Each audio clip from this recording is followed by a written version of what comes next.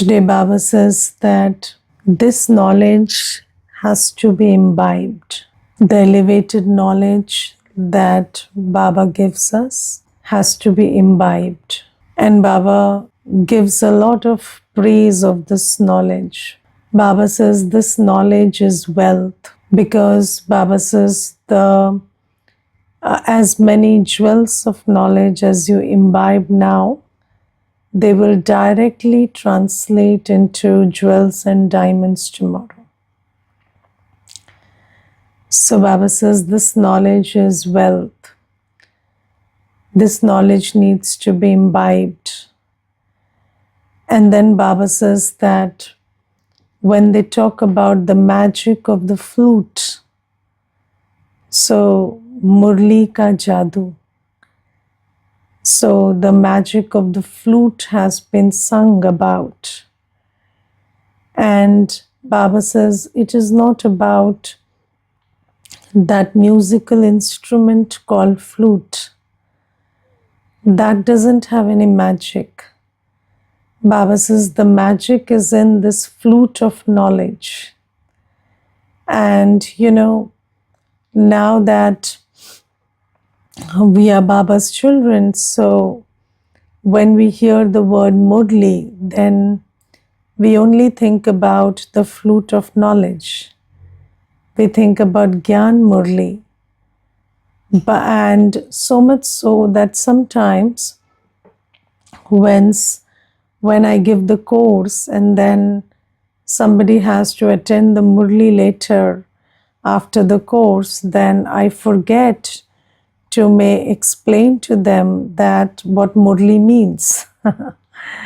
Because, in our jargon now, Murli only means Gyan Murli. But then, people get very confused with this word Murli because, and then, I have to many a time say, sorry, I didn't explain it to you. Because you take it so, so many things that are in the Brahmin dictionary.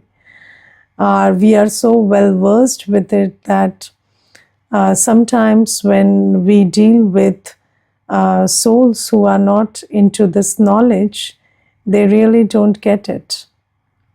So Baba says the Murli that has magic is this flute of knowledge. And Baba says, what is the magic in this flute of knowledge?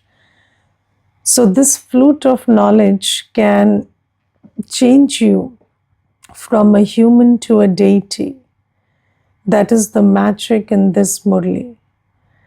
But Baba says, who will this magic work on? Those who imbibe knowledge. So the most important thing is this knowledge needs to be imbibed. Now you see that I will tell you a story about there was this one person and he used to slaughter animals. And then his son, he never went to the satsang. So this is a story in Bhakti.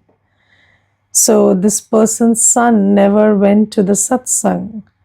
And this fellow who used to sell, a chicken or something, so he used to attend the satsang every day.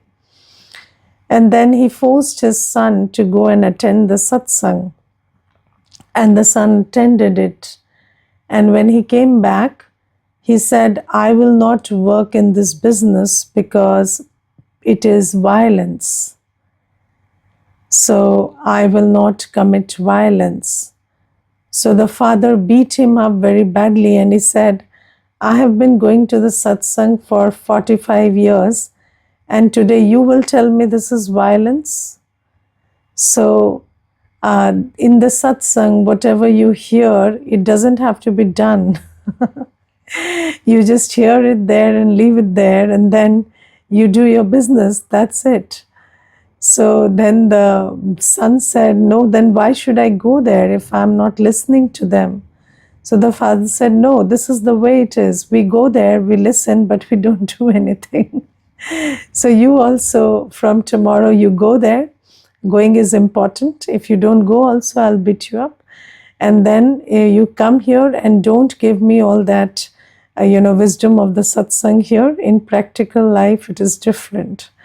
So this is a story about, how we go about in bhakti. So just think about how many times we have read Kam Mahashatru Hai. In Gita, it is written that lust is the primary vice. Lust is the biggest enemy, but nobody thought about imbibing it. And and some sadhus and sannyasis, they thought, okay, let me win over lust. But if you are a householder, then definitely, that was not for you in bhakti, because, they said we are householders, we don't win over lust. So it's all about, listening to stuff, but not doing anything. Now, do you understand that we have been we have been into bhakti for 63 births. And 63 births is not a small span of time, it's a half-hour cycle. And in all those births, what we have done is we have listened to everything and not imbibed it. So we just heard it and we thought, okay, this is Shri Krishna talking to Arjun, not talking to me. Or, this is what Valmiki ji wrote, but I don't have to follow it. I just have to read it. And we just did this for 63 births. And there is a very good description of bhakti that we have. We worship the Gita, we don't follow it. In Hindi we say हम गीता को मानते, गीता की नहीं मानते. So we don't have any obligation towards doing what's written in the Gita. It's just that it's a scripture, it's our holy scripture, and we worship it. But was the scripture, the book, meant to be worshipped or meant to be followed? So that is a question that nobody asked, and we never thought about it, and this is how we have been living. Now, when we come into Gyan, we have those same sanskars. Yes, so when we come into Gyan, we have these sanskars of listening to what Baba says, but doing what Maya says. Yes, and then Baba tells us that this knowledge needs to be imbibed. This is not something to be heard from one ear and let out from the other ear. And you see, in the world, there is no connection between studying something and being that person. So, you could be a doctor with very unhealthy lifestyle, and that's completely okay. Nobody will judge you for that.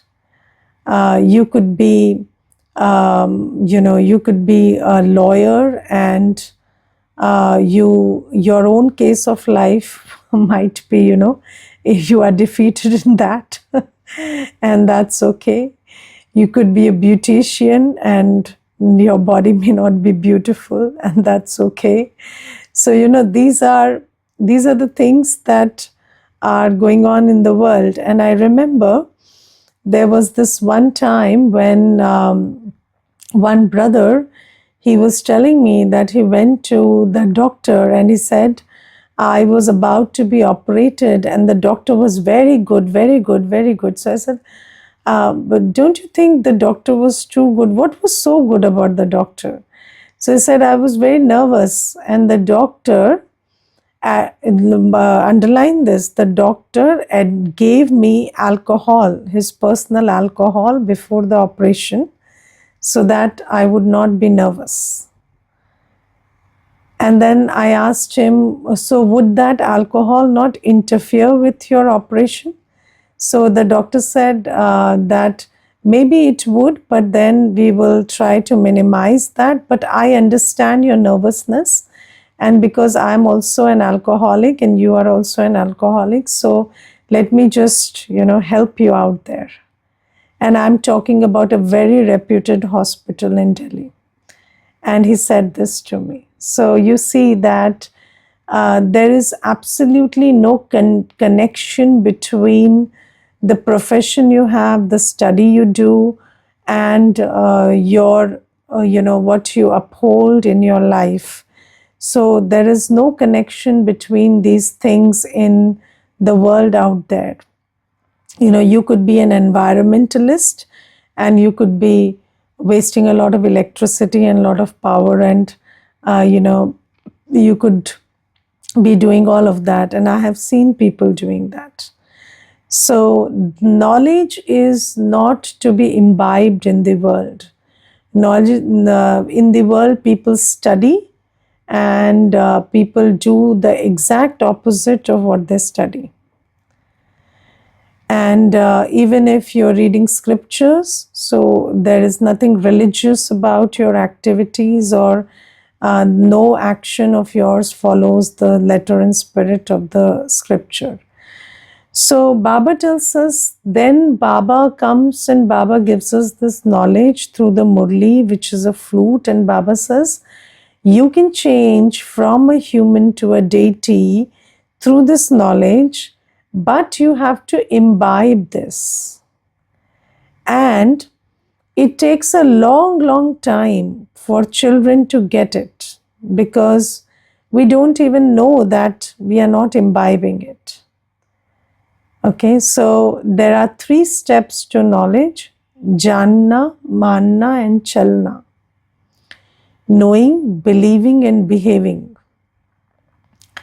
Yes, so knowing the knowledge is about the person who is giving you the knowledge. They give you all the knowledge that Baba gives you. But then, do you believe it? And many children intellectually believe it also. But when it comes to translating what you intellectually believe into actions, then most fail. And the interesting thing is, we are not even aware of it. So we are just like, in bhakti, you ask anybody, are you impure and vicious? They will not know. They think that, they are very religious minded and very good people, because they do not care about vices. They don't think that you can win over lust, anger, ego, attachment, and greed. They consider it normal and natural. So they don't think that they are not pure or they are vicious. Similarly, Brahmin children also, many a times, they don't understand that they are not imbibing knowledge. They are just intellectually understanding it, and it is giving you a sense of false pride that I know a lot. But just look at what you're doing, because in the world also they say it doesn't matter what you believe, what matters is how you behave. And that is why Baba in the Murli today underlines for us what are the signs of those children who imbibe knowledge. So the first sign is, those children have divine virtues. Okay? What are divine virtues? First thing, you're getting up, sleeping, eating, drinking, these have to be pure. If you're not able to be a master of your senses, if laziness and food and drink and tiredness, these things are, or sensory pleasure, these are the things that you cannot win over. then of course there is no deity, there is no divine virtue. This is the first step. Yes, so there was this one brother, and he told me that, Didi, in winter I can't get up early in the morning, so I will take evening class in winter. So I said, all the morning classes that you took has not helped you any bit. Because if you can't get up in the morning after 1 year of classes, that means that you're just attending classes. You are not imbibing knowledge. If you can't get up at Amrit Vela, if you can't sit in remembrance, then you are not imbibing knowledge. If you can't sleep on time, if you're not able to maintain your timetable according to Baba's timetable, then no knowledge is being imbibed. And Baba gives us the definition of knowledge today. Knowledge means the recognition of the soul and Baba, and the recognition of the beginning, middle, and end of the world.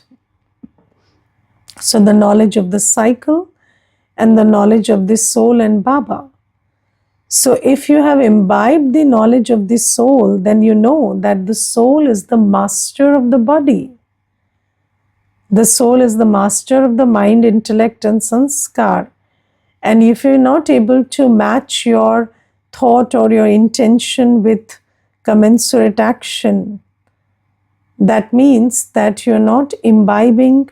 That means that you have not realized that you are more powerful than your old sanskars, or you're with Baba, so you can overcome any weak sanskars that you want. So there is no realization, there is no soul consciousness. So just think about what is the time you get up, what is the time you sleep, what do you eat? Do you eat everything eat and drink based on Srimad? What to eat, how to eat, when to eat, all the guidelines that Baba has given you. Is your food and drink pure? Because deities, even you don't offer impure food to even the idols of deities. So how can you become a deity by eating onion and garlic and all the stuff that you don't even offer to the temples of deities? So do you have divine virtues? Ask yourself. And if you have imbibed that your original form is of a pure soul, and your original form in this play is that of a deity, so you have understood it intellectually, you have understood it, but then it has not become part of your dharana. That's why still you can accept food that is not acceptable even by an idol of a deity. So just think about these food, drink, getting up, sleeping. Think about the kind of clothes you wear. Think about, so do you, will the deity be affected by the clothes they wear? So, do clothes affect you? Does external possession and attainments, do they affect you? So if they affect you, then that means that it's not deity-like stage. And, I remember there was this one girl, and she came and she told me, I want to learn the law of attraction. So I said, come at 6 in the morning. So she said, I can't get up. I get up at 9 in the morning. So I said, no law of attraction for you. There is no law of attraction for you. If you get up at 9 in the morning, what do you expect you will attract? Yes, so I told her, get up at 6 first. Then you talk about the law of attraction. So she said, how do I get up at 6? I can't. So I said, then understand the course first. And when you understand the course, when you realize who you are, who is with you, then you will be able to do what you think you can't do in this state of low consciousness. And then you will not even need to understand the law of attraction. You will become an embodiment of the law of attraction. You know, your life will be an example of how the law of attraction works. So you see that we need to first understand that the first sign is divine virtues. And it's not just about, so it starts with this. If there is no food and drink and getting up and sleeping and, you know, attire and discipline and timetable, if these are not there, then there cannot be the other stuff. You know, sometimes we think that maybe, you know, I will become anger free, I will become sweet, but you cannot become sweet. So you see, Baba has given us a chain. First is Karmendriya Jeet. First you win over your senses. Yes, then there is Maya Jeet. You cannot win over vices if you can't win over senses. Karmendriya Jeet is the first step. If you cannot win over the sensual pleasures of your body, if you can't win over tiredness, and, you know, if you're not able to, to maintain your timetable in health and disease, when the body is unwell also, if you're not able to overcome that, if you're not able to overcome tiredness, if you're not able to overcome laziness, if you are drawn, if you're attracted to, you know, some people can't stop thinking about what they want to eat and drink and where they want to go and what they want to feel through the senses. Yes, so there are people who say, you know, if I don't have sweet after lunch or sweet after dinner, then my mind can't be at rest. So that is not a divine quality. If your senses are not in your control, if your body is not, if you are not able to rule your body and do through the body what you want to do, despite the state of the physical body, then that is a state of slavery. And Baba says you cannot do anything, you know, you cannot become a deity like this. And then you will think about mastering anger and mastering lust. But no, that is the next step. After Karmendriya Jeet, there is Maya Jeet. So Baba says, just think about, you know, what you consume and your timetable and discipline. And then second thing, just ask yourself, how do I speak? So, you know, there is a direct relationship between input and output. If you are not consuming the right stuff through your senses, then you cannot, you know, if you're not consuming through your eyes, ears, mouth, you know, what Baba asks you to consume, then you will not be able to do through your eyes, ears and mouth what Baba asks you to do. That is the law. So if you don't eat pure food, if you don't, you know, if you don't wake up at Amrit Vela, if you don't sit in yoga, if you don't sleep on time, sleep in Baba's remembrance, then you want to be sweet, but you will be bitter. Because there is a direct connection between input and output. And Baba says that ask yourself, do jewels of knowledge emerge from your mouth? Are you always speaking knowledgefully? Or, the other day, Baba says, are you showering bombs of anger? And, uh, when somebody throws a bomb in some place, then what happens? There's a loss that happens, there's damage that happens. And when there is an anger bomb, then where does the damage first happen? The damage is done to you, to yourself. So Baba says, anger spoils your stage, spoils your fortune. So ask yourself whether you are always speaking sweetly, knowledgefully, or you are, and then, Baba today says, there are lots of expressions like when you are angry, your face turns red. Yes, so red face. Or, Baba says when lustful thoughts come, then it's like your face turns black. And then you see green is associated with envy, with jealousy. And then, with fear, white is associated. Yes, or, with tiredness, blue is associated. Sadness, tiredness. Yes, so Baba says that, do you like that kind of a color on your face?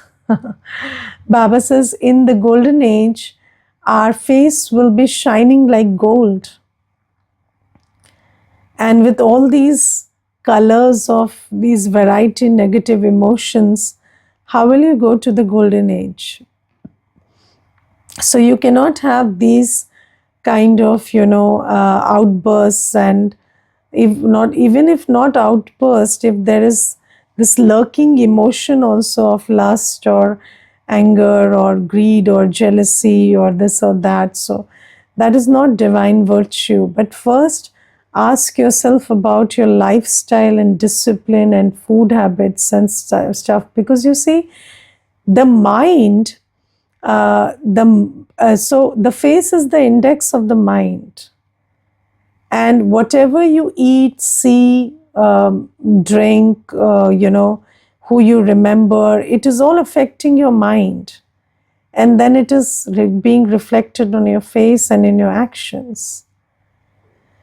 So Baba says, the one who is imbibing divine virtue, imbibing knowledge, will have the sign of having divine virtues. And second point Baba says is, those children will churn the ocean of knowledge, not churn the matters of the world which are rubbish. So, if there is nothing good to be churned, then you start churning the rubbish because you don't have any option. But when you have imbibed the jewels of knowledge, then the jewels of knowledge is such amazing food for thought that you don't feel like churning on the matters of the world. And I will tell you one personal experience, that before I came to Baba, I used to read a lot of books. I used to read novels and everything, everything under the sun, all garbage under the sun I have read. So I used to be that interested. I would never sit without a book. And I used to find that very interesting. I was never into gossiping or stuff, but I liked reading all those, novels and stories and books on certain books by thinkers and this and that. And I used to really like it and enjoy it. And I used to find a lot of meaning and, interest in it.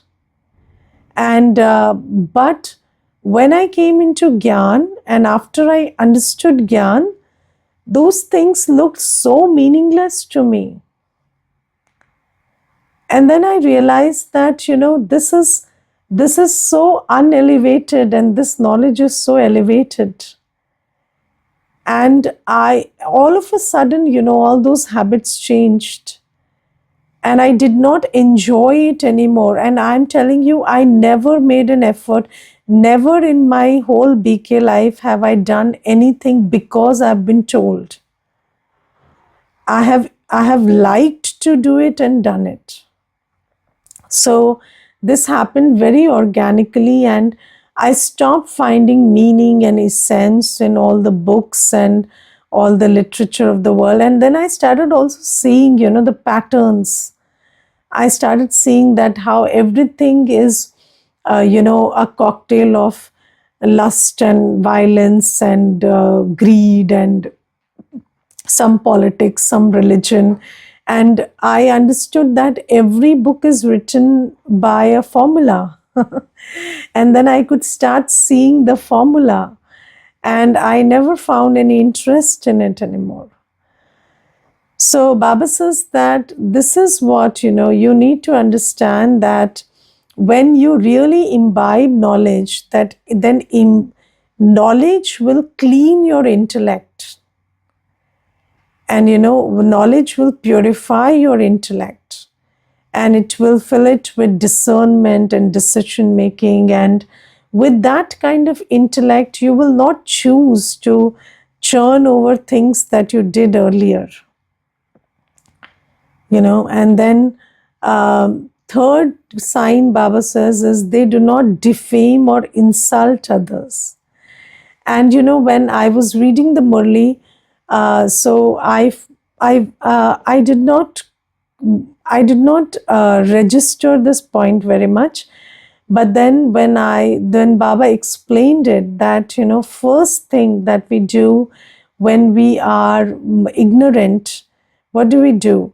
We defame Baba, we insult Baba. Why? Because Baba says that when you say I am omnipresent, I am everywhere, I am in pebbles and stones, then that is an insult. That is defaming me, because you don't have the knowledge.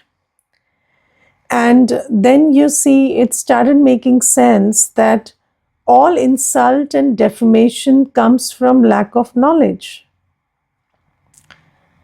And we used to defame and insult Baba also because there was no knowledge. And now when we understand who Baba is, we won't do it.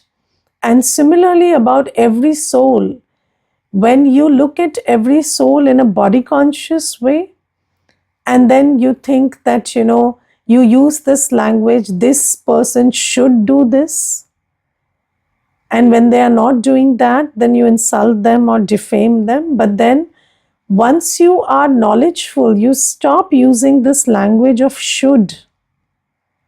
This should be like this should be like that, or they should do this, they shouldn't do this. No. You know that everything is predestined. And people will do, and situations will be the way they are predestined to be. There is no should in it. And I remember there was this one class by Janki Dadiji, and in that class, Dadi said that, the one who speaks the language of Chacha is Chuda, means Chacha is Chahana, desire, and this should be like this should be like that. ऐसा होना चाहिए, वैसा होना चाहिए. And that is the sign of a Shudra, of an Agyani. And when you become a Jnani, you know that everything should be the way it is. You don't use this language, it is what it shouldn't be. No. If it is like this, it is supposed to be like this. The drama has dictated it to be like this. And when you are in such complete acceptance of everything, then you never insult, never defame anybody, because you have the knowledge of the drama, that everything is happening accurately. And You don't look at anything through the filter of your expectations and then get disappointed and then hurl abuses at anybody. So this is the sign of a jnani soul. They would never insult or defame anybody. You know what's the language of a jnani soul? When you see anybody doing anything, you say it's their part in the drama. Whatever anybody is doing is their part in the drama. There is nothing wrong or right about it. It's how their part is written. So this is the thing, and you are not the authority to change somebody's part. So this is the third sign. And then the fourth sign, Baba says, is they will always be cheerful. Yes, because, every person, they think about past, present, and future. Yes, so what can take away your happiness? Past, present, future, and other. When you think about these four things, you will either be happy or it will take away your happiness. So when you look at everything in a limited way, then your immediate past, or maybe you have worries of future or present also. Many people think that the present is not what it should have been. And then others also, they are discontent with. But when you are a knowledgeful soul, you know what is your past. You were a deity. What is your future? You will be a deity. You will go and rule. What is your present? You're sitting in God's lap. What can be better than that? And who is the other? The others are all either cooperative souls or the ones to be served. So you can only have gratitude for both of them.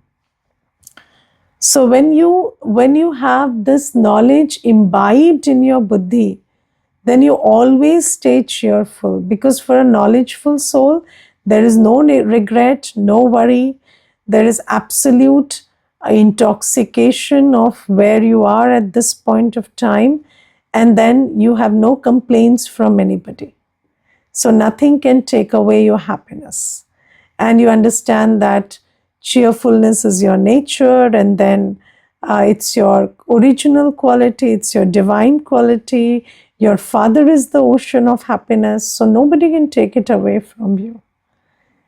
Yes, so anybody having a problem with you smiling can leave, because you will not leave smiling. Okay, Om Shanti. Anybody wants to share anything, please do.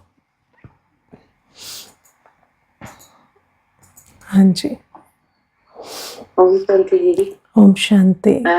Papa talked about practicing Bindu Roop point, and generally Baba says that we have to keep in mind that we are living up with Baba, and we come as a farishta to perform our some work here, and then again we go there. But here it is opposite. Because of, I think, role consciousness, I think while working I have come from there and now I have to go there, but still mind is resting here only. Right. How will this shift? See, it will shift through practice only. The more you say, the more you remember that I am a soul, where is my home, where is my Father? If you just revise this all the time, then this will shift gradually. Okay. Thank you. Om Shanti. Thank you. Yes. Om Shanti, Didi. Om Shanti, bhai.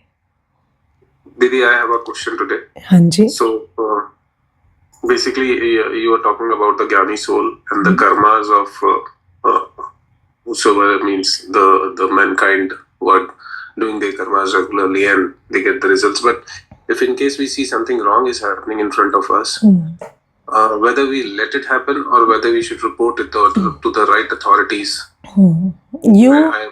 So first thing you do is stop being emotional about it. Okay? And then if you are the concerned person to report it to the authorities, you do that. So, but first, the first step is you take a step back from your emotions and come to that place of soul consciousness, emerge the knowledge of the drama, that whatever is happening is because the drama is predestined like that, and there is no victim, no perpetrator. You come out of the victim and perpetrator consciousness. This is just a play going on, and everybody is being served what they deserve. And then because you are there, so it is your job to, if you are in the, if that's your responsibility, you report it. So you see, I was part of a team which dealt with harassment of women in the workplace also for some time. And so that is a role where you have to think about somebody as a victim and somebody as a perpetrator. But still, when I was playing that role, I made sure that I was very soul conscious, and I remembered the knowledge of the drama, and then I communicated with that, that vibration, and I felt that because of that soul consciousness, even the person who was supposedly the perpetrator, they admitted to things very easily, because they could understand that I'm not trying to blame them. I'm just trying to, pull them out of a situation and make sure it doesn't get repeated. And so that is something that I felt because of this, this practice. And so it is very important that you come out of the victim perpetrator mindset and then deal with whatever is happening, because everything is happening. There is nothing right or wrong about it. But yes, if you are in that position, you have to carry out that role. Okay, Om Shanti.